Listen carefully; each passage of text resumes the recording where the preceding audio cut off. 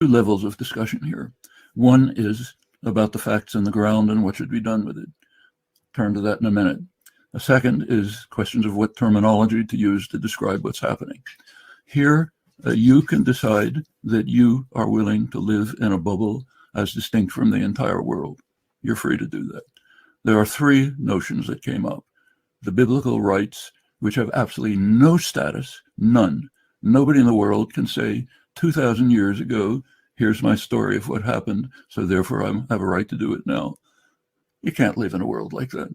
Nobody in the world ever makes such a claim. You want to make it, okay, but then just admit, I'm out of the world, distinct from the world. Now, yes, totally distinct. If you really want to play that game, the Palestinians have more of a right to claim to be descendants of the population from 2,000 years ago than I do.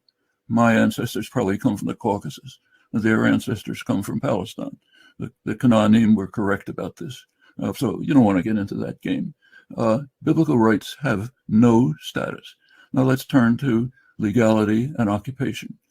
There is 100% agreement among all relevant international institutions, not just the United Nations Security Council, including the United States in unanimous declarations, but the International Court of Justice, the World Court, the Red Cross, which administers the Geneva Conventions, Israel's own top legal authorities, all agree that the Jewish settlements in the West Bank are in violation of international law. 100% agreement. Israel doesn't agree, fine. Israeli Jews want to live in some little bubble of their own, they're entitled to do so. But you can't overlook the fact that that every relevant international institution disagrees on the question of legality. Same with occupation. Every relevant international institution recognizes that Israel is occupying not only the West Bank, but that it's also the occupying authority in Gaza. So as far as terms go, the correct terms are Greater Israel, Israel's illegal expansion into the West Bank. It's hundreds of thousands of settlers there.